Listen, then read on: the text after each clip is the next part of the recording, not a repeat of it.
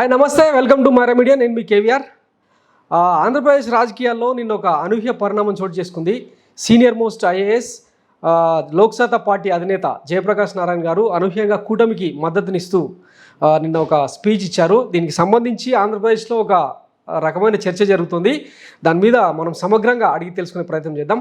Good morning sir. నమస్తే Venkatram. Sir, కూటమికి మీరు మద్దతు ప్రకటించారు. అలాగే జగన్ వైఫల్యాల గురించి కొన్ని విషయాలు మాట్లాడారు. నేను పేర్లు ఎవరి ప్రస్తావించలేదు. Okay, no problem.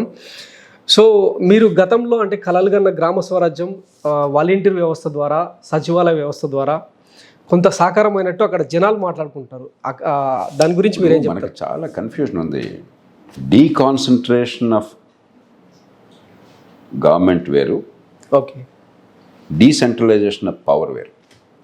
అధికార వికేంద్రీకరణ అంటే మూడో వాంఛ ప్రభుత్వాలు ఎలాగైతే రాష్ట్రాలు స్వయం సమృద్ధంగా స్వతంత్రంగా పనిచేస్తున్నాయో రాజ్యాంగం కింద, మూడో వాంఛ ప్రభుత్వాలు అట్లా పనిచేయాలి.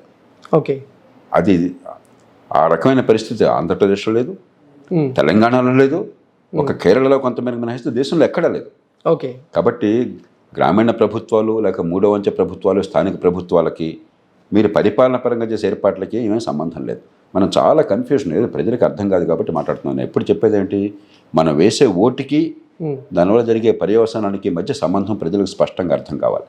ఓకే, మనం కట్టే పన్నులకి దానివల్ల మనకు అందే సేవలకు మధ్య సంబంధం అర్థం కావాలి. ఓకే, నేను ఇక్కడ అపార్ట్మెంట్లో ఉన్నాను, నెల మెయింటెనెన్స్ కడుతున్నాము, ఇక్కడ మంచి వాళ్ళని సమర్థుల్ని ఎంపిక చేసుకున్నాము. లిఫ్ట్ పని చేయకపోతే ఆయన చేయట్లేదు, లిఫ్ట్ పని చేయట్లేదు, నా డబ్బు అందుకే ఇచ్చాను నేను. ఓకే, పార్కింగ్ బాగోకపోతే ఆయన సరిగ్గా పని చేయట్లేదు, పార్కింగ్ బాగోలేదు, డబ్బు అందుకే ఇచ్చాను, నాకు న్యాయం జరగటం లేదు.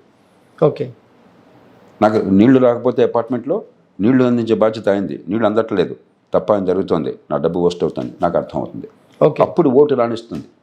ఈ దేశంలో దాదాపు ఎక్కడ మూడో వంచ ప్రభుత్వాలు లేవు, ఆంధ్రప్రదేశ్లో లేవు.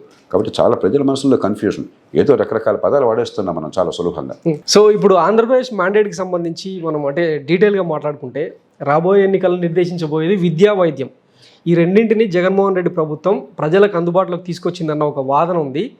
ఇది నిజమంటారా కాదంటారా? విద్య నా దగ్గర గణాంకాలు ఉన్నాయి సార్. ఆంధ్రప్రదేశ్ గణాంకాలు అంటే ఒక ఆంధ్రప్రదేశ్ అధ్వానంగా లేదు, నేను ఎప్పుడు అబద్ధం ఆడను. ఓకే, దేశంలో అన్ని రాష్ట్రాలు అట్టా ఉన్నాయి, ఏపీ కూడా అట్టానే ఉంది. ఉదాహరణకి 17-18 సంవత్సరాల వయసులో 17-18 సంవత్సరాల వయసులో 2వ తరగతి స్థాయి ఒక చిన్న పారా చదవటం ఓకే, ఆంధ్రప్రదేశ్ గ్రామీణ ప్రాంతాల్లో 25% మందికి రాదు. 2వ తరగతి స్థాయి 17-18 ఏళ్ల వయసులో. అట్లాగే ఒక 3 అంకెల సంఖ్యను ఒక అంకెతో భాగాలను చేయటం ఆంధ్రప్రదేశ్లో 17-18 సంవత్సరాల వయసులో 43% మందికి రాదు. ఓకే, రాత్రి 9:30కి పడుకున్నావయ్యా, పొద్దున్న 5:30కి లేచావు, ఎన్ని గంటలు పడుకున్నావు అని ప్రశ్న అడిగితే ఆంధ్రప్రదేశ్లో 36% మందికి 17-18 సంవత్సరాల వయసులో ఓకే చెప్పడం తెలియదు. అట్లాగే మార్కెట్లో కూరగాయలు తూకం వేద్దాం, బీరకాయలు 3.5 కేజీలు కొందాం, దానికి ఏ వెయిట్స్ పెట్టాలో తూకంలో రాళ్ళు పెట్టు అని చెప్పంటే 17-18 ఏళ్ల వయసులో 35% మంది పెట్టడం రాదు. ఓకే, విద్య అంటే బిల్డింగ్లు కట్టడం కాదు. విద్య అంటే అధ్యాపకులు జీతాలు ఇచ్చి మరి కొత్త ఉద్యోగాలు ఇవ్వటం కాదు. విద్య ఉపాధి కార్యక్రమం కాదు. ఓకే, విద్య అంటే సామాన్యుల పిల్లల బుద్ధి వికసించాల.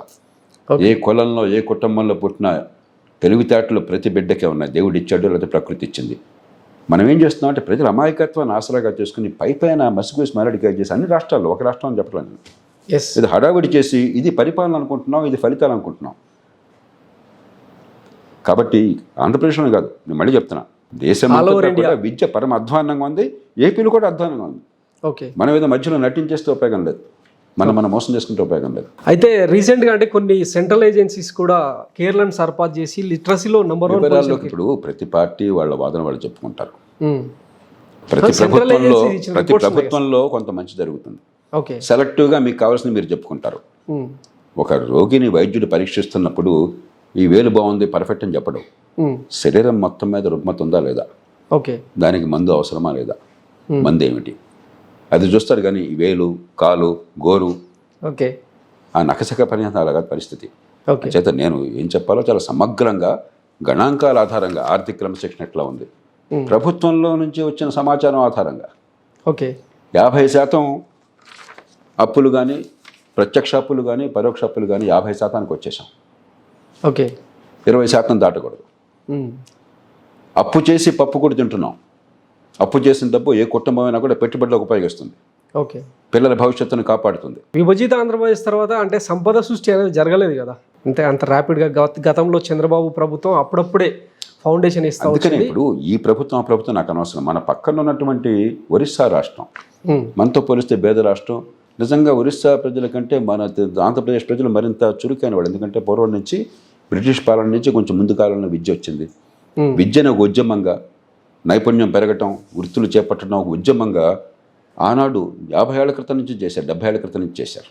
అందుకనే ఆంధ్రప్రదేశ్ నుంచి దేశం నలుమూలలా, ప్రపంచం నలుమూలలా వేల మంది, లక్షల మంది అసంఖ్యాకంగా వివిధ రంగాల్లో అద్భుతమైన కీర్తిని పొందారు, పేరు పొందారు. అలాంటి రాష్ట్రాన్ని పోలిస్తే ఒరిస్సా నిజంగా పేద రాష్ట్రం. కానీ ఒరిస్సా ఈవేళ రెవెన్యూ మిగులు 26,000 కోట్ల రూపాయలు ఉంది. 26,000 కోట్ల రూపాయలు అంటే వాళ్లకు పన్నుల రూపంలో వచ్చిన డబ్బు జీతభత్యాలకి, వడ్డీలకి, సంక్షేమానికి ఖర్చు పెట్టగా 26,000 కోట్ల రూపాయలు మిగిల్చి, అంటే ఒక కుటుంబం ఎలా అయితే పిల్లల భవిష్యత్తు కోసం పొదుపు చేస్తుందో ఆ డబ్బుతో పాటు అప్పులు తీసుకొచ్చి మొత్తాన్ని మళ్ళీ అభివృద్ధి కోసం వినియోగిస్తాను. ఓకే. వేగంగా పెరుగుతున్నారు. 26,000 కోట్ల రూపాయలు. పోనీ రాజకీయంగా నష్టపోతున్నారా? ప్రజల్లో అపారమైన ఆదరణ ఉంది. 20 ఏళ్లుగా అదే ముఖ్యమంత్రి గారు. ఆయన నాకు బంధువు కాదు. ఓకే. ఆయన నేను కలవడం కూడా కలవాల. నవీన్ పట్నాయక్ ఎందుకు మాట్లాడాలి ఆయన గురించి? అవును. కాబట్టి మనం సమగ్రంగా చూడాలి ఏం జరుగుతుందో. ఈ మొక్క చూసి ఈ మొక్క చూస్తే కాదు, సమ్యక్ దృక్పథం మొత్తం ఏం జరుగుతోంది.